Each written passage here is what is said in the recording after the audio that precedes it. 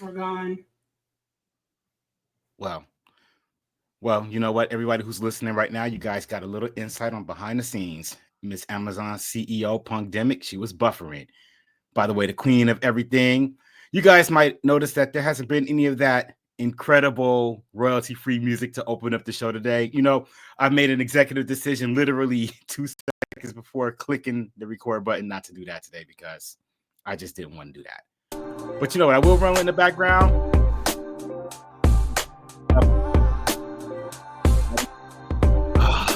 Doesn't that just feel good? That just feels right for the vibe that we've got for today.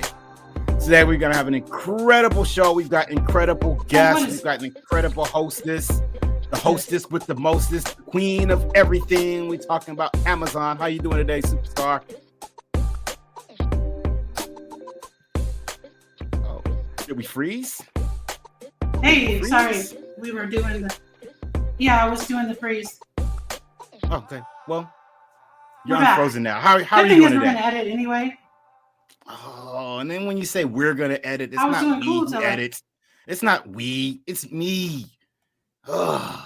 It is. I like give you moral support. I support you spiritually and mentally. We stuff. All of a sudden we're French. We. No, it's me. We. Is your brother French say? Yeah. Okay, fine. You answer the question. You are in the witness box. How are you doing today? How are you feeling?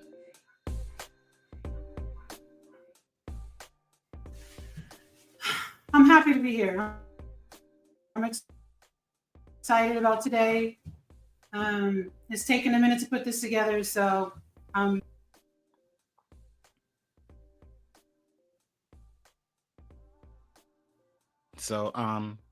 yeah, that's where we're going with it today. Are we What, that was the only... No, you know what? We had a little bit of a freeze. Are we having a legitimate technical glitch, or are we having like a real glitch over there? We did. No, we had a glitch, and so I stopped because I froze. Well, all right. Well, this has the ability to become problematic on some level. I do believe. We're gonna keep going along with it to see if we can get this together. We're about 2.5 minutes in. I know for some of you guys it might feel like 8 minutes, but you know what? Just bear with us. You know, technology is a beautiful thing until it isn't sometimes. So we're gonna just get this party started. But before we do that, I'd be remiss if I failed to mention one of the illest websites on the face of the planet. You might be thinking to yourself, by God, what is that website? It's Punkdemic.com, of course. That's right. That's going to be a website where you can get all your official Punkdemic merchandise. We're talking t-shirts and hoodies, and we're talking baseball caps and fresh hats. Not hats that are quite as fresh as one of our guests today. You guys will understand what I mean in just a minute. We haven't quite grown up to that level of swag just yet, but now we've got a new goal in terms of some of our merchandise, and you guys are going to see that in just a little bit. Don't be surprised. Give us a couple months. Get your Punkdemic socks. If you got some kids with a little bit of that attitude, we also got some Punkdemic bibs, and we might be working on some diapers or something along those lines for the children. You know, Punkdemic loves the children. Make sure you swing on to Punkdemic.com, Punkdemic.com. One more again, it's going to be Punkdemic.com.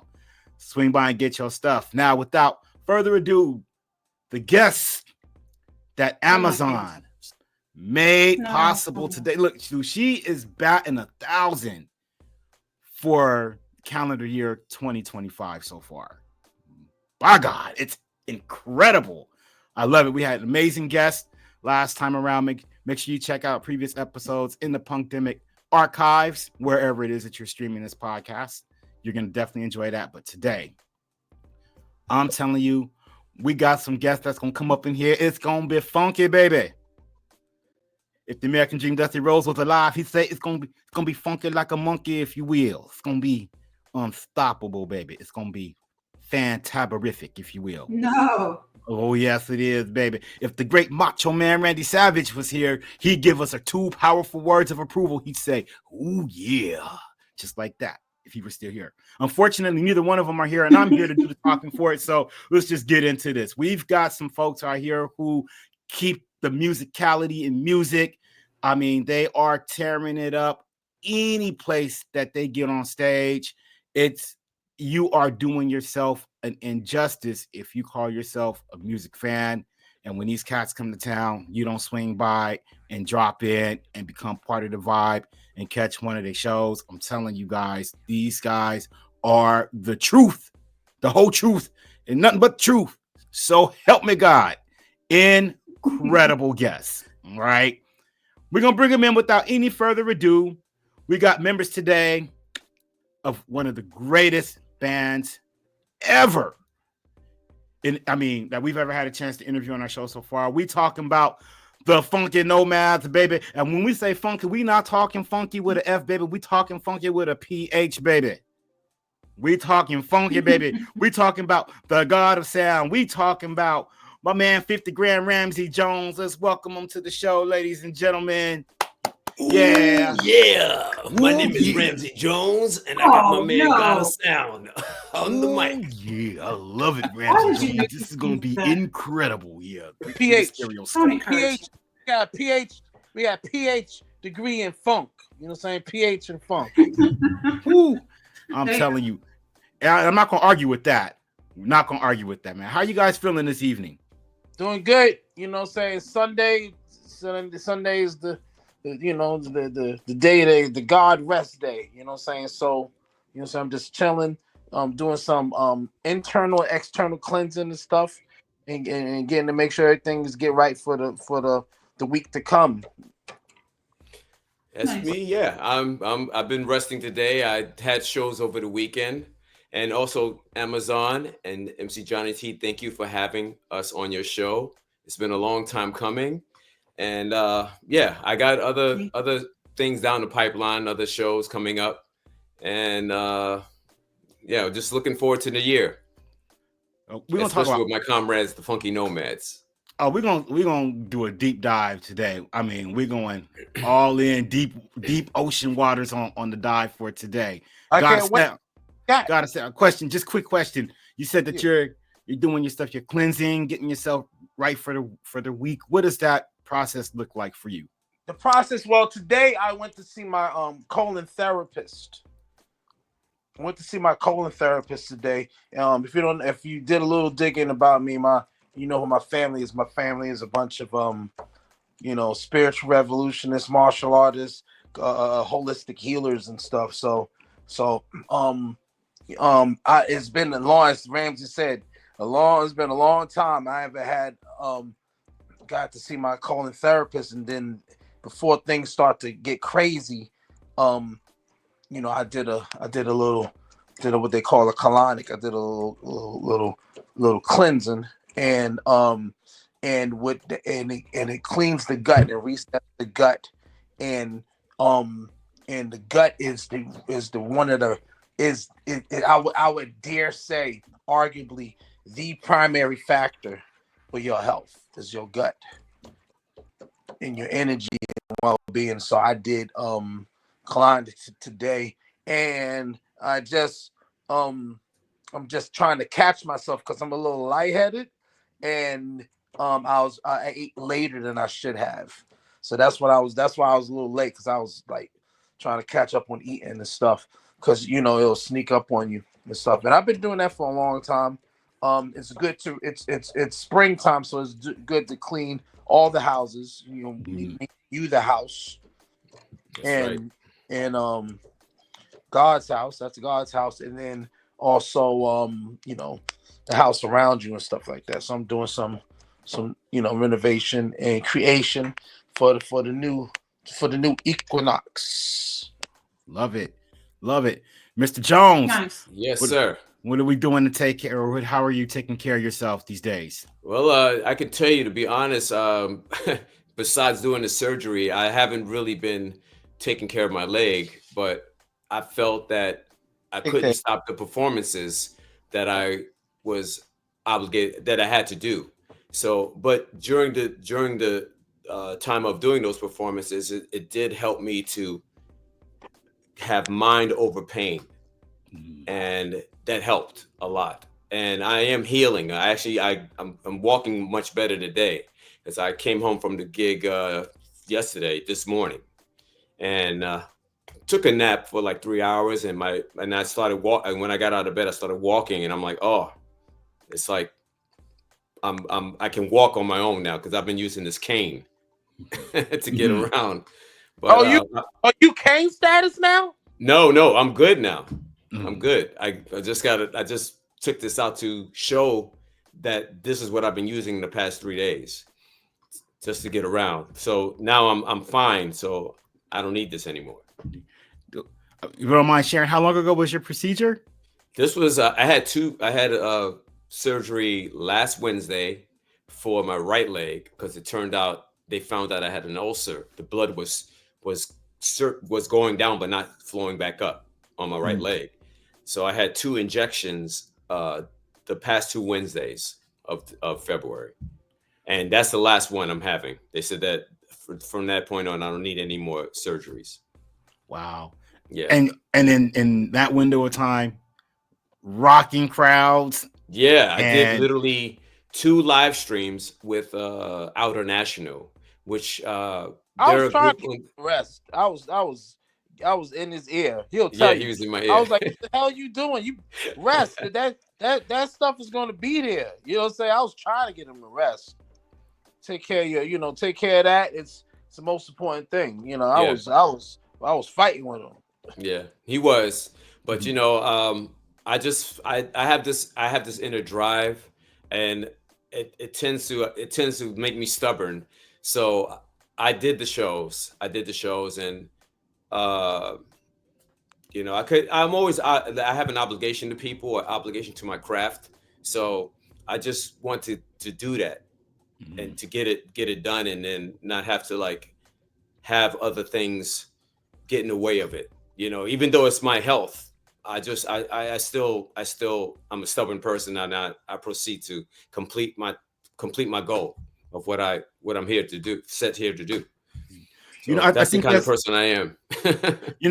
I think this serves that sometimes fans can be a little unforgiving, and sometimes fans will forget that performers are human beings, human before they're anything else, just like the rest of us. Right. And so I would imagine your fans have those who came out to check out these shows that you performed with that amount of pain. If they didn't already appreciate what they saw, and they didn't already appreciate the show, I'm sure they're going to have even more profound level of appreciation for what they received under those circumstances, because I'm sure they had no idea that you were recovering from surgical procedures. Plural. But you felt it was still important enough to show. It was more important to show up and entertain those people and honor the craft. Right. Right. And that's what I'm all about, and that's what I love. I mean, I love music. I love performing, creating, and this to me is an inconvenience, but I always put my mind over these little. There may be little things, but it's important. Like my brother God of Sound said, my health is more important. Your house is your temple. That's more important. But I'm just a stubborn cat. So I proceed to just do what I have to do to could you do the James Brown now? Finish my thing. Yeah, do the what? The James Brown. Well, that too. Split? Or is it too soon to do that? What? To do what? Split. The James Brown split? Yeah, the James Brown split. Hey, Yeah, I can't do that split right now, bro. He was asking if it was too soon. That's for sure. I was just trying to see. But you know what I did? I'm gonna tell you what I did. So yesterday I performed with Dancing Dream. That's why I was away for the weekend. Right. At the end of the show, right, we all gathered together in a row, the whole group, and we bowed. Right. We bowed the second time, and then I did a high kick, and everybody like, oh. Even when my leg was in pain, I did a high kick just to prove to myself that I can overcome my physical issues. Are you feeling that high kick today? Oh, I can't do it now. I'm gonna pull the computer off. He is. But I literally did it yesterday. I did it yesterday on stage, and people were like, "Oh, wow!" And then I like, yeah, I can do this. Johnny, he's feeling it today. He's, I know how it is. We ain't spring chicken. Spring around the corner. We ain't spring chickens. No, we're not spring chickens. He's feeling the results of that, but it was great. It was great to experience it and be a part of that in the moment and to create that moment. Sure, indeed. So I love the fact that that musicians are now speaking a little more about health. We spend so much time, glorifying narcotics in a lot of our music that's out there, and alcohol brands, and the excessive party lifestyle and all of that kind of stuff. But I love that, at least on our platform, with some of the recording artists that we've had, we've been able to have some candid conversations around self-care and our physical health, our spiritual health, our mental health. All of these things compiled together create who we are. Indeed. And it also has an impact on the way that we create and what we create. And also on another level, for whom we create for. So I love the fact that we were able to start off with that, and looking at cleansing ourselves. And I am no physician, I'm no doctor, but I probably wouldn't recommend for folks to go do a live show coming right out of a couple of surgeries, but I wouldn't recommend it either. Okay. High kicks. Yeah. No high kicks after having surgery on legs. Probably we might want to avoid that part of the healing strategy. And I don't mean to. I'm not trying to encourage people to do that. No, not at all. Tony, I see what you did there. You see what I did? Yeah, I see what you did there. Yeah. I'm not wearing my glasses today. I can't find them. I took them off and I'm blind and I can't find my glasses. Probably on top of your head and back of your headphones. I know, right? I'm stuck in all that hair. It's stuck in his hair. And all my long hair, right? There it is. Welcome back, Amazon. The floor is yours. Step out. It's always mine, Johnny. Come on. The floor is yours. What I love. What I enjoy most about producing this show is the Q&A that Amazon comes up with the most incredible questions. And their questions, like, I'm sitting here going through my run sheet, like, man, ask about this. And then it just seems so effortless when Amazon comes in and it just goes all in. So I'm entertained by this. While I'm moving things around on the back end, I'm entertained at the same time too. You got the rippling fireplace going in the background. That's not video, you guys. That's not like that. That's not AI. No, that's not the AI. Open fire. That's legit. All right, you guys. Enjoy this conversation. I'll be back in just a moment. Thank you, MC Johnny T. Bye. Oh, wait, Nick, you have to see me. Where am I? Okay, good. Jeez. No, I had a little feedback going on, so I jumped out and jumped back in real quick. Yeah. Jesus, where to start? It took me like 17 years to get you guys at the same time, and still only got 2. Only 2, yeah. But that's okay. We're gonna make. I got the best 2, right? Yes, you got the best. You did. Absolutely. Got the best 2. No, so Petrified, you were out on look at this. You were out on my side of town, out on the West Coast. So I wanted you to give me a little recap of what it was like to play out in LA. He was out there with We did a tour with Letos, with Jizza and Letos, and those guys are awesome. We started out in what was that? We started out in, where were we? We started out in we did LA, we did Oakland, and we did San Diego, Oakland, and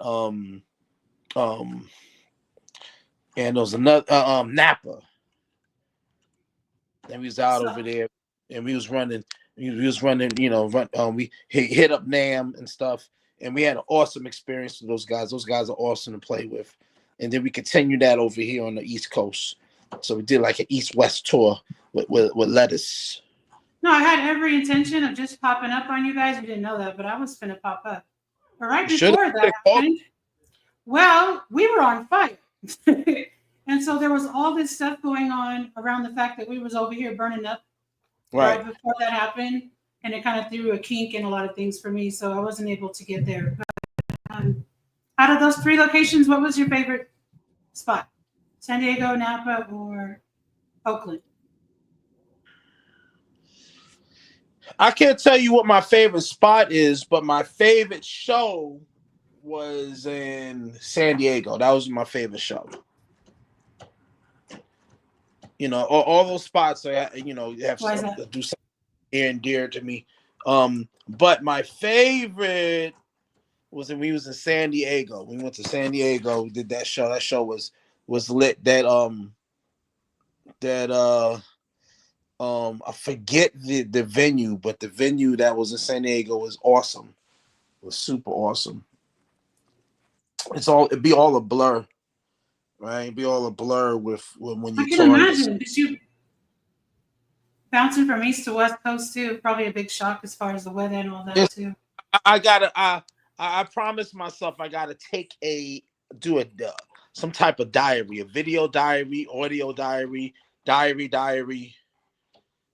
You know what I mean? I gotta do some type of diary so I could be looked back. But okay, that's where we was.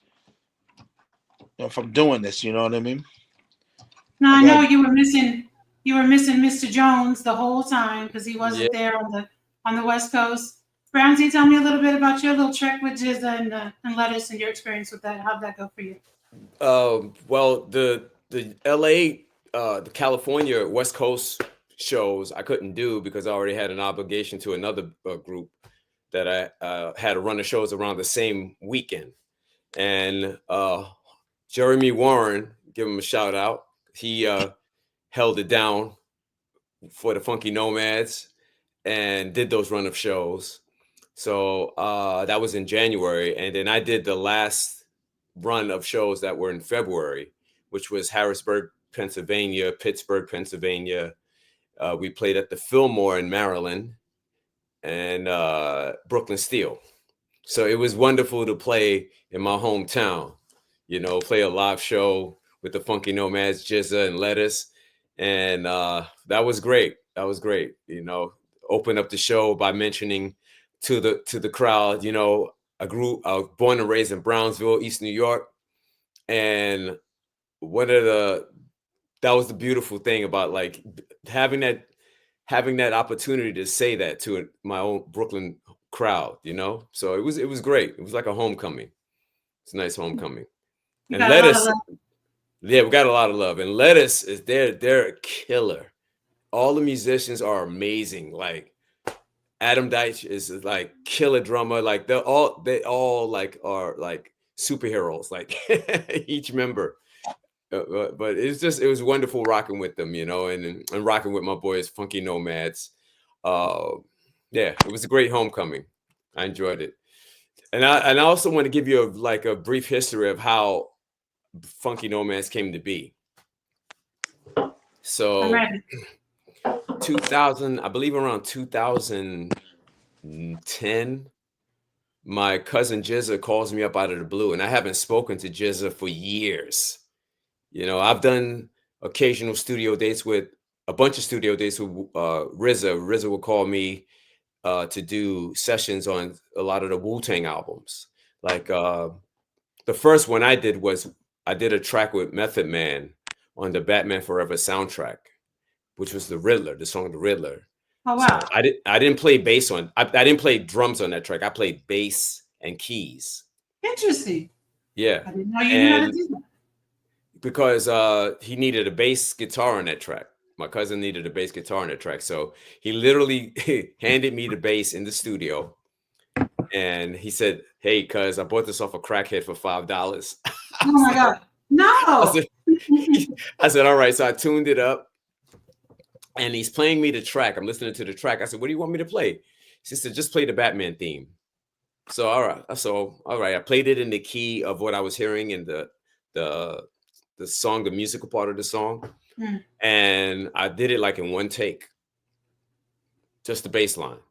Get out. So we listened to it, and I felt like it needed something else because it was just a bass line going over a track, like looped. So my cousin walks out the room and he leaves the synth on. I think it was an ASR synth. You know that brand, Interfied ASR? Yep. Yeah. ASR 10. Right. He had the synth on. So I laid a synth line over the top. Ding, ding. And I was like, that sounds cool. So I played it over the chorus part. I said, cuz I think I got something. So he comes after this interview. What was that? I'm going to listen to it after this interview. Yeah. So right? I called my cousin. I said, hey, I got something. So he listened to it and he's like, okay, it's finished. That was the quickest session I did. But this is leading up to how the Phunky Nomads formed.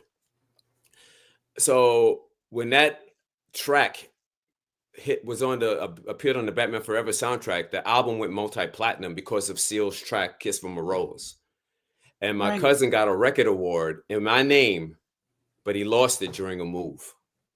Aww. I have a multi-platinum record award from the Batman Forever soundtrack of my contribution to that Riddler track. I'd be a little vexed if somebody lost. Yeah, I was. I need you to go look for that, please. So anyway, this led up to more sessions with RZA. He had me say, he said, yo, I need like a group of guys that you can get together to play on some of these tracks. So I reached out to Jerome Jordan. He's the guitarist. Jabril Touré, who's a bass player, and Emmy Augustin, keyboardist. So it was just us four doing the tracks. And we actually met up with Takitha, who was seeing RZA at the time. And they had a child together. So we did a track in RZA's studio at 36 Chambers called Harlem High. First time we met her, we literally recorded the track the day that we met her in that studio. Wow. Yeah, and it's on YouTube. You can listen to it, Harlem High. That track was made up on the spot. I shall. And from that time on, I used the same guys. I used Jerome Jordan, Jabril Touré, and Emmy Augustin. So over time, over the years, up to 2010, my cousin Jizza reached out to me out of the blue. And he said, yo, cuz, man, I realized I've been playing with a lot of different bands, and I forgot you were the musician in the family. And he said, I need a band for a show that I got coming up. It was for Irving Plaza. Nice. So I got Jerome Jordan, Emmy Augustin. Actually, at the time, it was Emmy Augustin, and Jabril Touré on bass. And I had this Japanese keyboardist that I think it was Emmy Augustin or Jabril Touré had called to do, because I needed two keyboardists, one to play the musical parts and the other one to hit the samples, trigger the samples. So we did that first show at Irving Plaza, and it was just the beginning of like having a band do live hip hop. The roots were already out there doing it. Right. But we were like the kind of second band to like play Liquid Swords in its entirety at the time with Jizza. And then over the course of the years, after that show, we were doing a bunch of other shows. And I got what's the other keyboardist Interfied that we had? Charlie Watts. No man, that was Bobby Womack. Isamu McGregor. Randy Watson. Sorry. Okay. So it was Isamu McGregor took over on keys with Emmy, and man, that lineup: Emmy Augustin, Isamu McGregor, Jabril Touré, and Jerome Jordan, and I on drums. That was like the lineup for Jizza. And we did a bunch of like shows with Jizza around that time. And then I guess Isamu had moved to San Diego, I believe, or LA. And I reached out to I'm sorry? Got married. He got married. Yeah, he got married and moved out to the West Coast.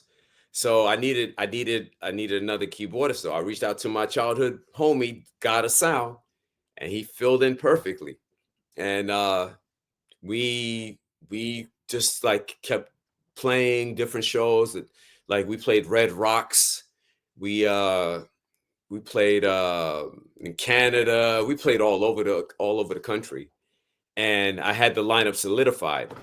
Over time, the manager of Jizza wanted me to cut out members of my band. Why is that? So and it hurt because I needed Jerome. You skipped the whole section. No, what did I skip? We now we up to wanting to cut out members of the band. That's what we skip to. All right. May I interject? I'm gonna interject. Go ahead, you interject. That's why you're here. That's why. That's why. That's the only reason why God created me. You know what I'm saying? Oh my gosh. Go ahead, Interfy. Put your big old red cup. What you got in there? I'm thirsty. This is an orange cup. This is an orange cup. Well, from this side it looked red, but I'm thirsty. So what's in there? It's apple juice. Apple juice is good for the. I'll take it. For the what's the name for the like your gallbladder and stuff like that. Are you still on cleansing? Got it. Well, you're making me thirsty. Anyway, go ahead. Oh, making you thirsty. All right, nice. Yeah, so delicious. Listen. Hey, Fear None is in the chat. What Fear None doing? Fear None, yo, God. He's in the chat. Let me write him now. He's been here since 9:42. Oh, there we go. Well, Johnny can pull him in. What up, man? And throw him in. Now that's how I'm supposed to look. You see how we got to keep it clean. See how he got that hooked up like that? You got the mood lighting. You got the mood. I could have did that. I do that. I'm trying to go hang out over there. For real. Y'all got that institutional light back there. Right. Yeah, we got that kill my landlord. Kill my landlord. Not the institutional. Yeah, microphone boards too. You know what I'm saying? Not the institutional lighting. I'm done. I'm so done. All right. I'll let God of Sound fill out the rest for me. No, because you feel okay, you were interjecting. Right time. Yeah, Phil came at the right time. Because Ramsey was telling the origin of Phunky Nomads and stuff. He skipped out the entire section and skipped to like, oh yeah, then just wanted to get rid of members of the band. Yeah, I heard all that. I was here. Oh yeah, that's right. I just saw you was down there. I didn't know you was down there. Pause. So listen. So I joined the jump off, right? Right. The band was called the Dusty Grooves. He called the band the Dusty Grooves. But we didn't use that name. Wait, hold on, let me finish. Right? It was Dusty Grooves, you know what I'm saying? Because I guess you need to call the band something, right? And call the Dusty. You following this? Hope you're getting on this. It's called the Dusty Grooves, right? And that was myself, Jerome. We had a variation of the other keyboard player. So that was, shout out to King Tut. You know what I'm saying? Asante Amin. You know what I'm saying? And who else? Rob Noels. Rob Noel. Knowles. Second keyboard, right? We was a Dusty Grooves, right? We was dusty and we was grooving. And then right, and then we was doing that, and then Ramsey figured, he wanted to get a little bit more intentional with the name, and he was like, Dusty Grooves just kind of sound generic. How about we do Funky Nomads, right? So he started calling the band Funky Nomads, and then I am cut this short. So and then it was just the Funky Nomads. We would get mentioned, maybe you know, through Jizza or something like that, and we was just Jizza's band, Funky Nomads and stuff. And now, Ramsey, you can take it from here where you freaking fired a couple of members of the band and stuff. Now hey, but thanks for I didn't intentionally mean to forget the other two members that were in the beginnings of Funky Nomads, Robert Knowles and Tut. He was a keyboardist and saxophonist. Yeah. Multi talented cat. But Jizza's managers wanted me to cut down the band, and the number of members that we had, it was perfect. I know I'm bad. I'm so bad. You know what? Drink your apple juice. Drink your juice. No, listen. Go ahead. Juice. Sounds delicious. No. Why would you cut the band? Well, they claimed it was like they wanted to save cost, you know. But then in the interim, we were going to lose that classic sound that we had, that we have gained over the years. But anyway, Robert Knowles and Tut left the band, and Jerome Jordan also. So I needed a stringed instrument or a guitar in the band, you know, and they didn't see what I was seeing. The management didn't understand the makeup of what we needed in the sound for the band.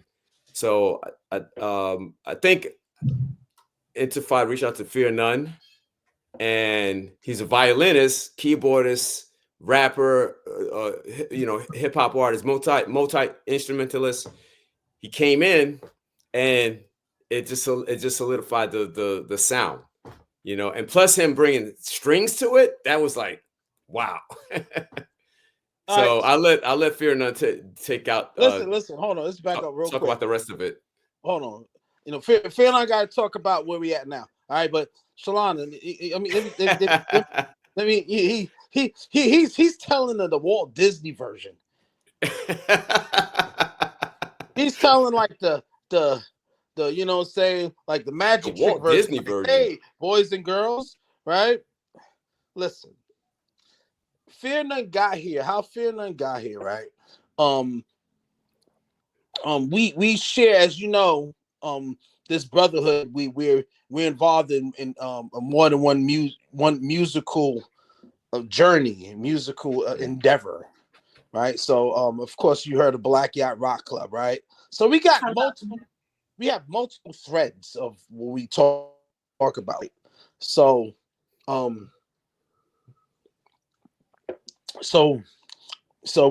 we had the Funky Nomad thread, then we had Black Yacht Rock Club thread. Ramsey starts to mention Funky Nomad business in the Black Yacht Rock Club thread. This is true story. And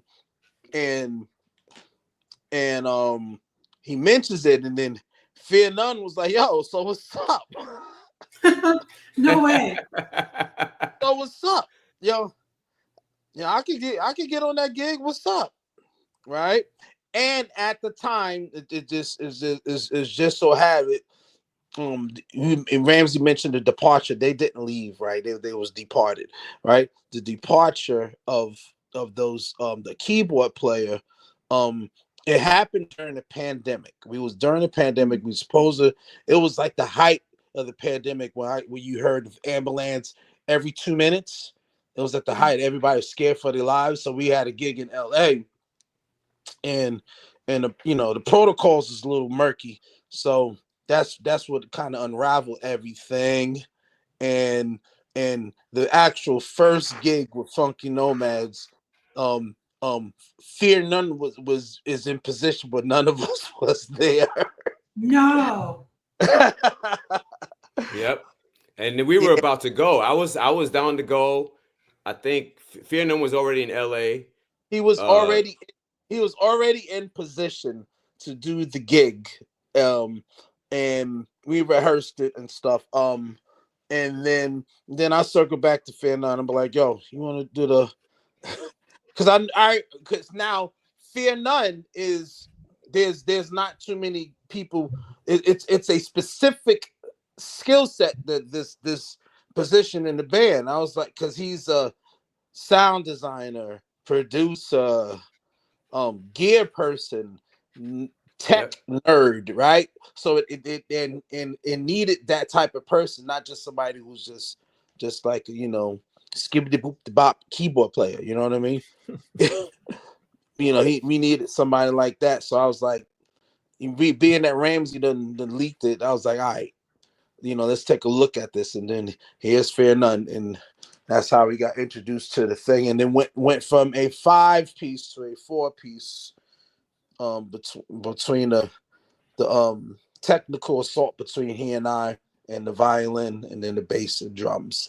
And David says that's the end of the story. And here's the current version of Phunky Nomads. Thank you for clarifying. So you crept in a little late down there, sir. Yeah. So I didn't get to address you. What got you in? I'm just jumping right in. What got you into violin? Violin. Wow. I actually wanted to play sax when I first started playing instruments, but in junior high school, they split you up by your last name. So I ended up in the orchestra, and I started playing viola, and I was excelling at it. So I just kept going with it, and we got to play Carnegie Hall, and that made me keep doing it because it was just like a cool experience. Yeah. Right. Mm-hmm. Carnegie Hall is huge. Yeah, it was your whole family get dressed up, come see you at Carnegie Hall. It kind of made me want to keep doing it. The attention. So, wow, that's cool. While you were, getting into studying strings and everything, did you do a deep dive on something like classical music? Did you?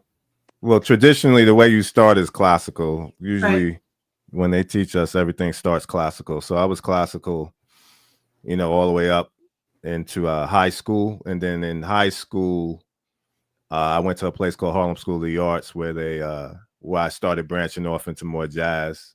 And fantastic. 3 other people from HSA, it's like an after school program in Harlem. And we ended up getting scholarships into the same university. So I got to go to college with 3 people from back home. So that was a little bit of advantage too, because you go to college, you're usually on your own, but I was with them. So, and a lot of us, even in Phunky Nomads, we know a lot of people from HSA that they all doing their thing right now, like Lakeisha Benjamin and Ricky. What's his name? I forgot his last name, but Ricky and a whole bunch of them HSA alumni and stuff like that. You talking about Ricky Ramos? Yes. Ricardo Ramos. Yep. Yeah. So yeah, I went into jazz, and then college I really was leaning into hip hop. We did a lot of talent shows and rapping and stuff like that at UMass Amherst. So you were rapping as well, right? Yep. How did you get into the more tech end of everything? Because he was mentioning that you kind of do everything. You're the everything guy. How did you? For me, getting into the tech stuff is just about a necessity to know it. So, there's so many things you're trying to do. You might not have a budget to pay all these people. So you just start learning how to do it. A lot of people nowadays, they learn how to mix, they learn how to master, they learn, 3 different doors, which are like the workstations that we use. And you just gotta know everything to be able to get the gig nowadays. So everybody doesn't get it. I can kick out of the studio. I said everybody doesn't get it though. Everybody can't pick that up. I get kicked out. What's this button do? That's me. I'm like, you're gonna have to go. I'm gonna need you to step up. Right. So sometimes it's like techie. Yeah. Yeah. And then you guys were able to kind of gel. How do you guys mesh personally? Because you all have completely different personalities. You came in, he's Joe Cool. He's over here with his apple juice, cool and hale. And Ramsey always has something to say. So how do you guys blend together as a unit. The most entertaining member is not here right now. If we could get Jabril on his Android phone, really up on the. Oh my God! Are you being sarcastic? Hold on,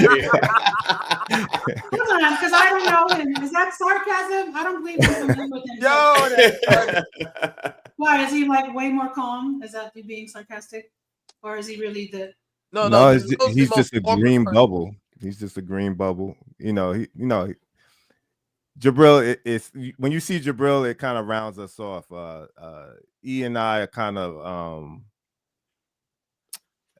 I don't know if you're into horoscopes and stuff like that, but we both got strong horoscopes as far as want to get stuff done like right now this way, and then the two water signs, Ramsey and Jabril, kind of round us out. You know what I mean? So when's your birthday?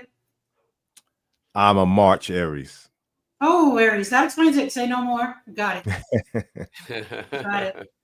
Gemini. So I can kind of mesh with everybody, and I pick up everything, and I like all of everything. So, but no, one of my favorite instruments. My daughter, she went through band. Like right now, she plays 8 instruments, but she started with they always start you with like a clarinet or whatever. Mm-hmm. She went to sax, and I was into like all kinds of music, so I'm pushing her with this saxophone, like start a ska band, man. I took her to see Fishbone, and I was like, oh wow, like you've got to be moved by this. And she was just like, Mom, I'm gonna be a classical musician, and I was heartbroken. Like any other parent would have been like, oh, that's wonderful. I was so sad. I was like, well, can we get some jazz? Like, how about jazz? Let's do that. Come on, and she was like just hell bent. Like, no, I'm a classical musician, and she's branched out into other things, but sometimes musicians are about what they're about, and that's it, and they don't deviate, right? So that's why I was wondering about that. But the thing is with children too, you got to let them kind of find their own way, because a lot of times they feel pressured by their parents, so in a garage band. I know of what they want them to be. So, and this but she will realize it. She will realize what you try to instill in her much later. She will. The day will come. I know that. Oh no, now she's into all kinds of stuff. But yeah, I was heartbroken. I was like, man, because I don't play really. I learned a little bit of everything, but I'm not a musician. And so I was like, oh my gosh, she's the shit. Any instrument she picks up, she's mastering.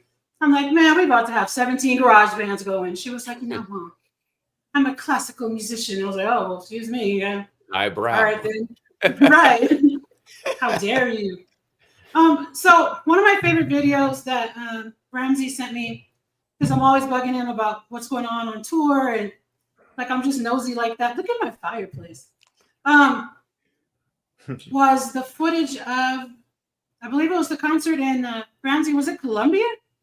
Yeah, that was Medellin, Colombia. God, was that the one where it started raining? Actually, it rained. It rained like in the evening, because in the afternoon it was bone dry, but came showtime, it was pouring the entire show. The whole thing, like I've watched it from beginning to end. I know you don't practice with Jizzle all the time, so the way you guys come across is that you guys practice like 70 billion hours a day. I didn't see too many like mistakes or somebody coming in late or anything. How do you guys pull that off? Like, wow. I'll let Fear None answer that. You gonna let me say it? No, I mean it was really good, and it's not hard to do. It's different when someone's singing versus when someone is rhyming, because it's a different rhythm, right? For me, I can say this, like I've known and played with you guys for years, so I know our strengths, no weaknesses. I know our strengths, and I know that what we're capable of achieving live. Because of the times that we've been playing together, I feel I have a strong bond with them. So I never have to worry about like little mistakes or whatever. I know even the mistakes that they're not that they're minute, because it's always growth. We always are able to grow beyond that. but our strengths are as a unit together. That's what overshadows that, the weaknesses. I didn't see any.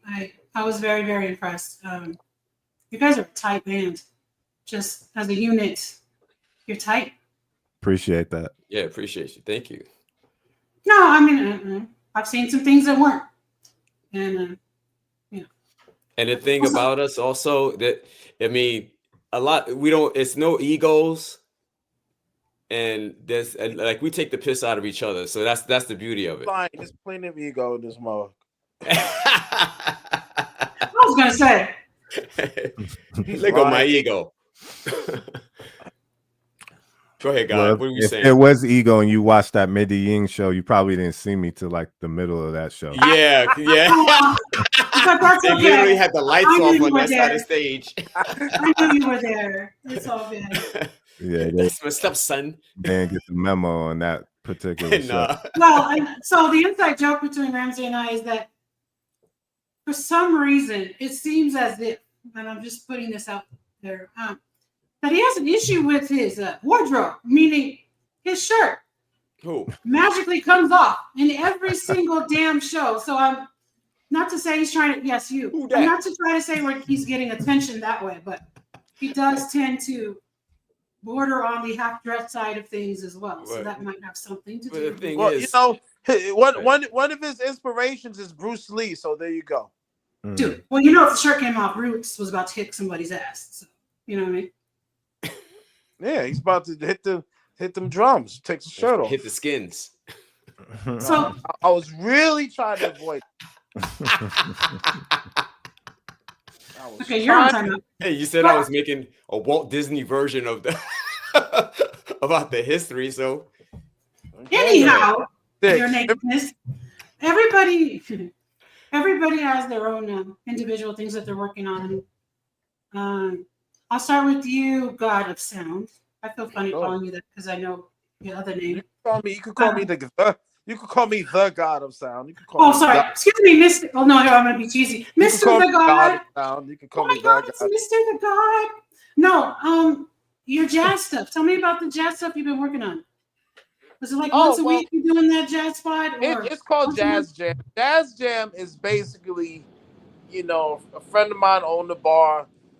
He got tired of the corny cats who come there, who play jazz very well, but it was just no spit in it, and he needed some Brooklyn, gumption, some right? Grit.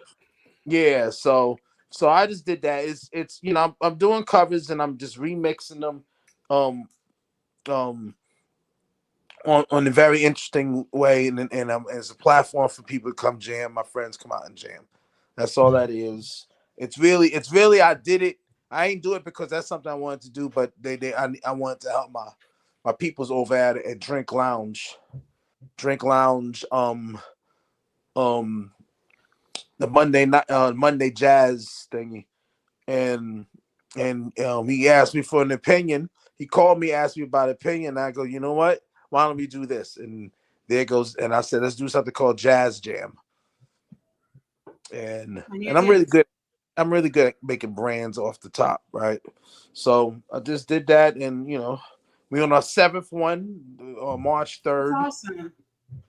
You on our 7th one is coming March 3rd, and 7th session is a monthly thing, and we go keep going till we could keep do it. What I'm saying, before the politics start setting in. What I'm saying, we just gonna have some fun.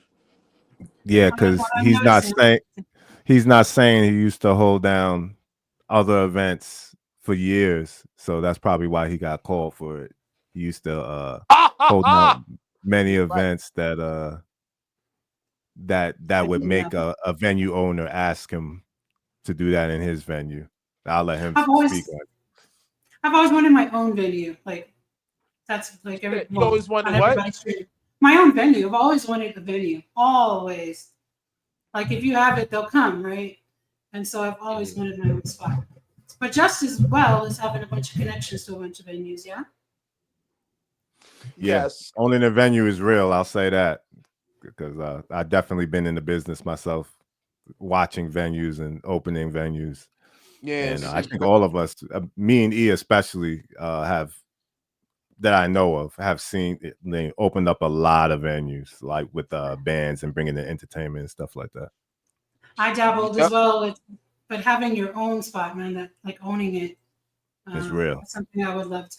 I always wanted to do like a venue slash, I don't know, coffee house, art gallery, where you throw everything in one spot. Here on the West Coast, I grew up going to a coffee house that also did music at night. So it started out doing like open mic, and the next thing you know, we had like celebs rolling through there and performing, but it was a coffee house. And so, they got drunk outside and then went inside and drank coffee. But that sounds fun. It was that. Listen, well, I got in more trouble than I should have. But there's a spot like that in Brooklyn. Is it? I want something like that. I would love to have. It's too expensive here. There's a spot that I play with the live stream I do with Outer National. We play at a spot that's exactly what you described. It's a coffee house. They serve liquor. They have events there, and they have a live stream studio right in the back. It's called Stage Live. That's awesome. So if you watch the Outer National live stream, the studio, they have cameras on like in every part. They can actually take different shots of each member of the band and the whole thing, and they have monitors in the front of the club. It's like a intimate club / coffee house bar, but it's in the front, and all the mixers and all the equipment are in the front of the building. And they have all the studio stuff in the back where the live stream studio is. It'd be cool if it's well done. If people could get together, brown type folks could get together and buy a couple of establishments like that, Yeah. Themselves, like to own it themselves rather than, bartering for the door and the bar and all of that, which is no fun. Fear None. How long have you been Fear None? What the name? That's been a while. I got named it by my brother Shawnee Culture. He's an artist out here in New York City, and one day we were doing a show together. I was in this group called Planet Ubiquity, and hip hop can be a hostile crowd, and they were hostile before we got on, and I was like, "Let's go," and he was like, "Oh, okay, I see you, Fear None." And I just kept the name. Yeah. Well, it's hella dope. What else individually are you working on? I do follow you, and I put the little hearts on some of the things you're doing. Oh, again, I appreciate that. Brother playing violin, like I can't, like I love it. But I know you have some other things that you're doing and working on. Tell me about that. Well, yeah, I mean, I've had a project for years called 7FM where I'm rapping. I actually am finishing up a instrumental album that'll probably be underneath my government. But I do a lot of instrumentals, but I haven't put them out. But I'm about to start putting out my my string theories. They're called string theory when it's just kind of like me playing over covers and stuff like that. Nice. I've done some stuff with Coda the Friend. Also, Phunky Nomads has worked with Coda the Friend, but I did a side quest with him and did a couple of songs. He's a cool artist to check out. Yeah, that's basically it right now. But all of us have done stuff all over the place. Movies. I used to work with Classical Theater of Harlem. That awesome. Does like plays. They do like Shakespeare with like black companies and actors out of Harlem and stuff like that. That's so neat. You guys are also active in the community. It sounds like to me. Gotta be to pay the bills. Mm-hmm. Why do you even do it when you don't pay the bills with it, right? Sometimes. Yeah. Anything that stuck out to you during your tour? I know before you played on the East and West Coast here, you guys were out of the country. Out of all the places, did anything else stick out to you as far as performances or? Who, each one of us, or who's that for? Ramsey? I'm talking to you, Fernand. Oh no, for me. I'll get to Mr. Jones and just. Oh, okay. For me, it's just really checking off the boxes. Places I've been. we got to go to some cool places that a lot of people just don't get to go, you know, like Latvia. And I kind of had a thing that I didn't want to go to Spain, but now that we did, I'm glad we did, because I like some of the cities there, like Granada and Yep. Man, we got to see a lot of places. There's so many. That's We did like Poland. we did I think we did like 70 cities Yep. all together last year. You know, in Europe, and then we did cities in the US and the States and stuff like that. But places that stick out for me, you know, I really like traveling all around. I like the fact of doing that, but like Gdansk and a lot of places that people just never heard of that we went to. I like Geneva a lot. I like Switzerland a lot. London, you know, it's just so London, many. Yeah. Paris. You like Copenhagen? It's always one of my questions about the travels, because I didn't get to do it yet. I've only been so many places. So I'm just enamored with travel and with all of the different places you guys went. Like, I'm always asking, I feel like messaging Ramsey, where are you guys at now? Like 3 days later, how about now? And he'll be in a completely different place. Send a picture. Where are you at now? Like, because I haven't gotten to do that yet. So it's I hope you realize that it's a blessing, it is, gentlemen, to Thank see you. these places, places that some people will maybe never see, and get paid to do it, doing what you love to do. Right. And also doing it with a bunch of cats that you love too, because I have love for these guys, and that's what makes it so beautiful to be able to work with your brothers and play and rock the stages in different countries across the world. That's the best. Look at this smile. I'm loving that I can talk to all these talented brothers at the same time. I can't stop teasing. It's like talented 1, 2, and 3. Johnny, you two back there. Sorry to cut you off there. No, go ahead, Fernando. Go ahead. No, I was just going to say the most amazing thing about it is all these countries we've been, all these really vastly different cultures, they all have one thing in common, is that they love GZA and they love that Liquid Swords album. And it's amazing to see people who speak different languages be able to recite, you know, Liquid Swords in English. Like, I don't know if I could recite Shakespeare in German, you know, and Deutsch, or, you know, so it's really, when you see how many people really love hip hop and how GZA's album resonates with them, I think that's the biggest factor, you know, because we wouldn't be there. We would be there. I've been, you know, to Deutschland, I've been to Germany without GZA, but like, you see this through line of all these people who just love that album and love hip hop. So that's the biggest thing that sticks out when you travel with a legacy artist like him. Yep. Yeah, the fans be something else, boy. They line up, they wait, they have artifacts, they be in the front of the all ages too.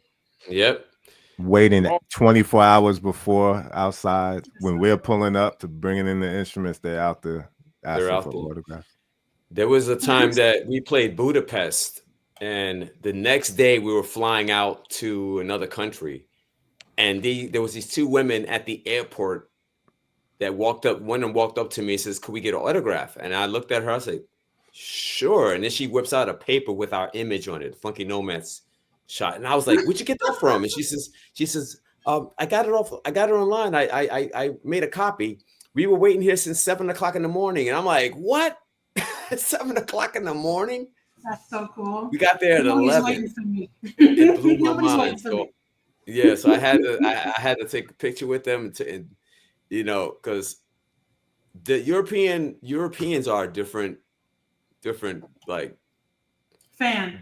Yeah, it's a different fan. They're passionate about meeting the artists. They love the music, and you know, I could never like disrespect a fan. You know, because they're supporting us.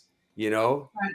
And they're showing their love for you and everything. So that's beautiful. That's beautiful. You know, it's just music transcends borders, races. It's a great thing that we bring this to them. You know, we come over there and perform for them, and they love it. Johnny, whenever I see a bald, shiny head pop in, I know that you have a hip hop related question. And I know JT's a hip hop head, and so I know he has some questions about most of it. Go ahead. Actually, you know, like when you've nailed an interview in the fashion that you have Amazon, there's really no questions left. You know what I mean? You knock this one right out the park. You know, it's I unfortunately have the responsibility of being timekeeper as producer of this show. And it is funny how time flies so quickly when you're having a great time. And this was a very engaging. Did we go over? Show. We see what it is this. You know, as we are working on placements for syndicated radio markets, we have to work within a certain time frame. However, you know, sometimes you just kind of got to go over and you just kind of have great content for the internet, and we'll edit what we need to edit for the purposes of syndication. You know, like you know when that presents itself. But this is I just want to. One thing I wanted to have you talk about, Ramsey, because we were talking about it before we went on air, was the movement that you're working with that's bringing some awareness to some of the things that we have going on in our country right now, and that whole platform with that. I really wanted to make sure I asked that you spoke on that in better detail, because I do believe that there's going to be a segment of our audience that's going to really want to engage with that and would like to learn more about that. Yeah, so I'm performing with this group called Outer National, and they've been around since the 90s, I think.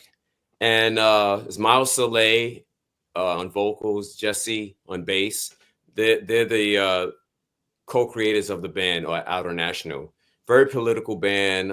They remind me of the Clash a great deal because of the songs that lead to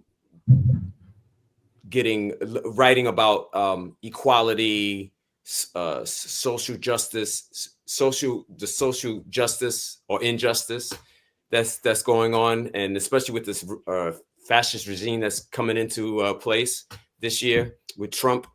And we do this live stream, which it started in last January, which this week will be the last week of the live stream. But if you go on to Outer National's YouTube page, you'll see all the live streams that we've done. Basically, we're just talking about the injustices that they're getting rid of DEI.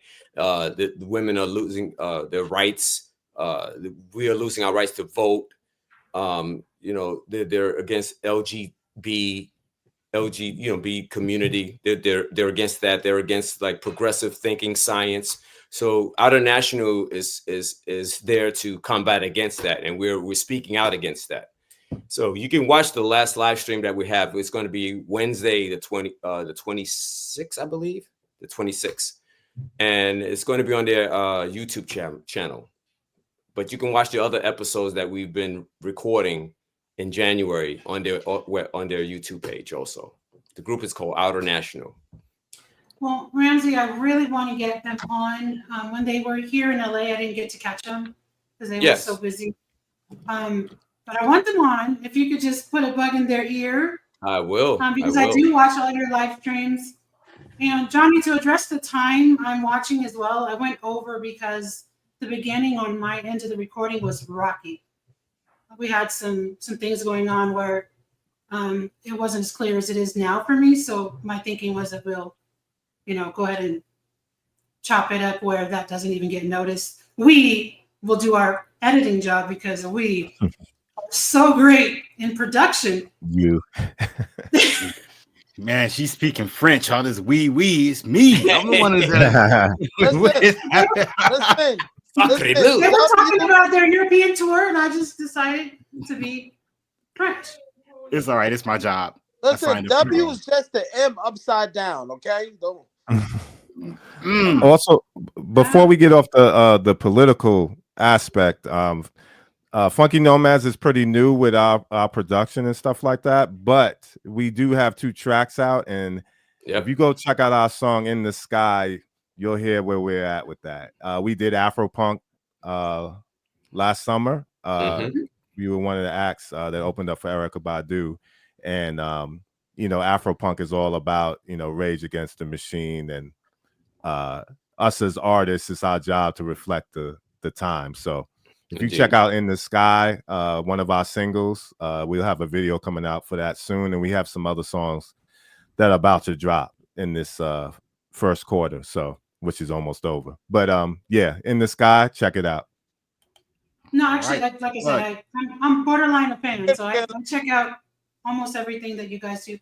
Sorry, go ahead. No, I said very good, Phil. Very good, Phil. None. That plug. Right?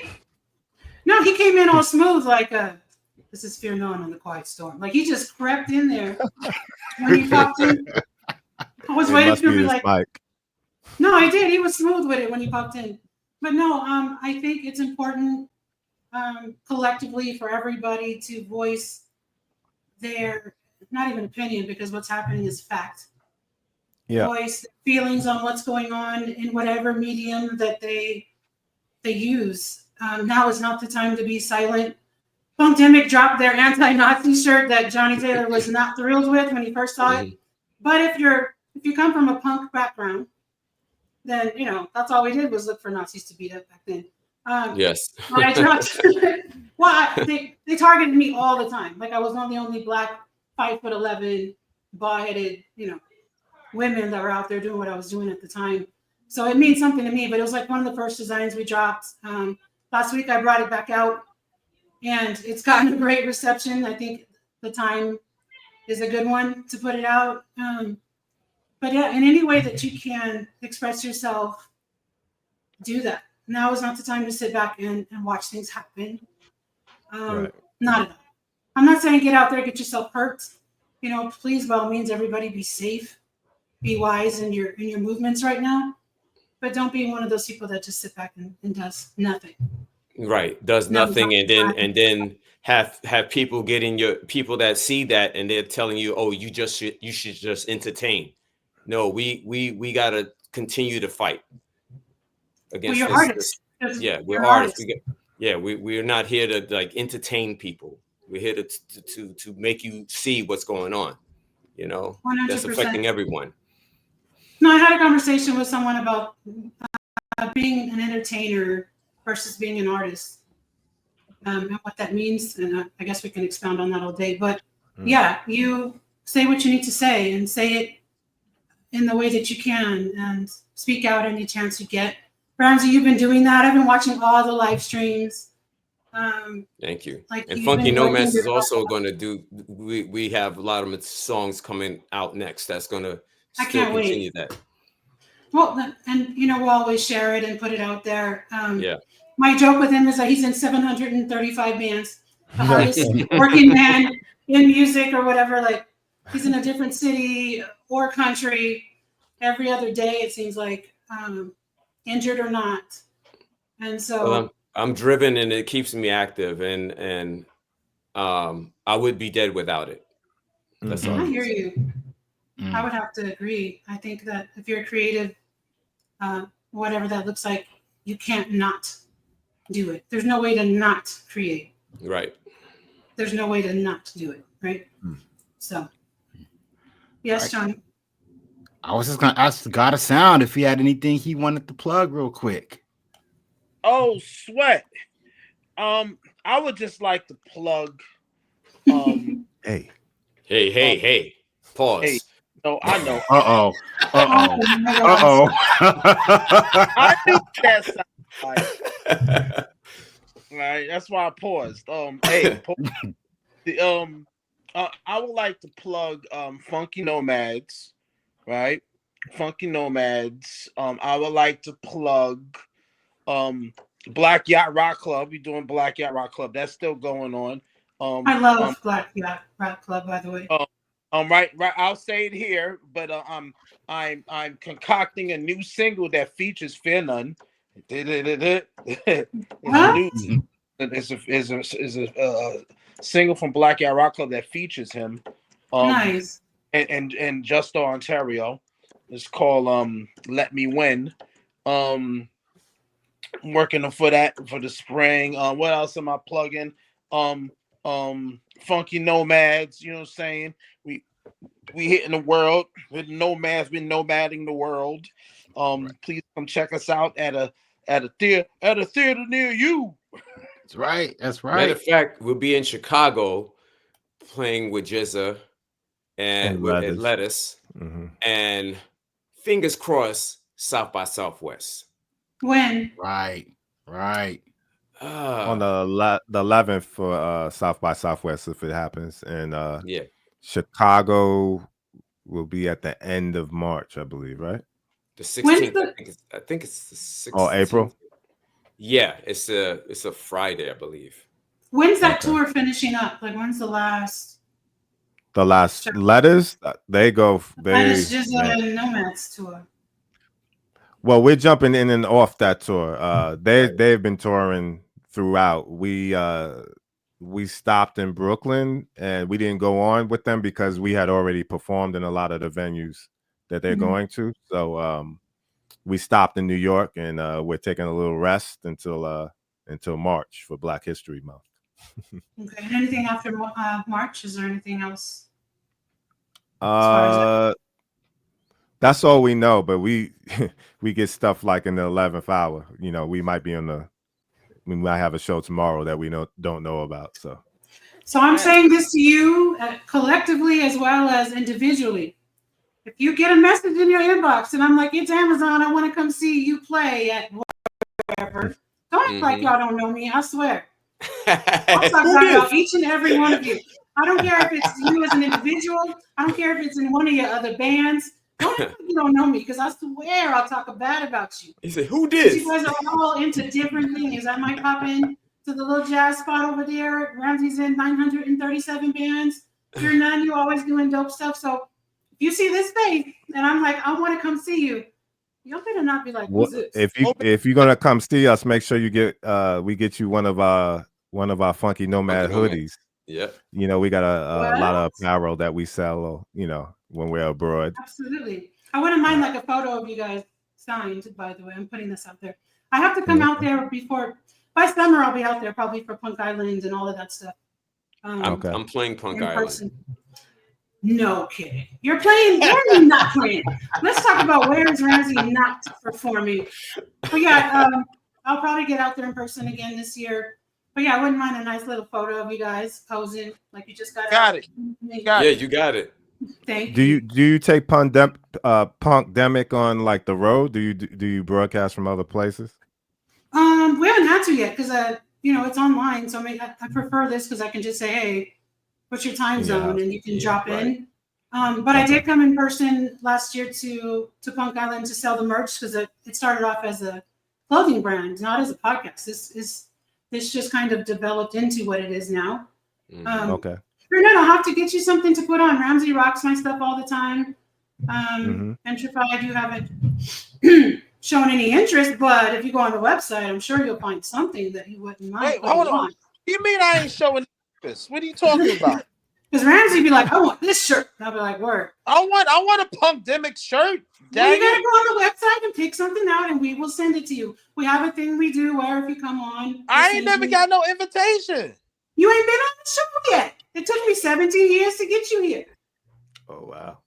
Listen, to get you all in the same place at the same time. About doing BYRC too. Remember? And then I ain't no slouch. I ain't. We'll get you something for sure. Get on the website, get something out, and we'll get it to you. And if you're not new as well, I'm sure there'll be something on there. My favorite one is I did one with the Omega Cat that says Indigenous on it. That's like my favorite. I have that one. Yeah. The one with yes, you do. The one with the swastika, obviously crossed out. I couldn't help but put that one out after our boy did what he did. Your boy, not mine.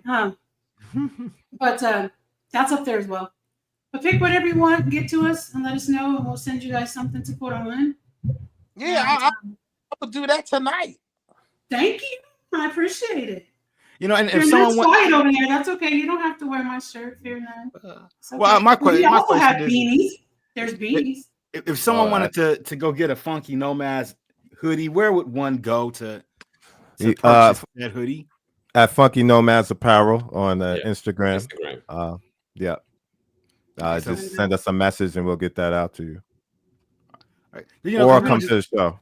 Because, you know, we don't. I'm doing all of that. I'm going to be there like, remember, I'm your cousin from somebody's side. Not the cousin. They'll be like, yo, your cousin's trying to get in. I don't know who this crazy ass lady is. She said she's your cousin. I'll be like, yeah.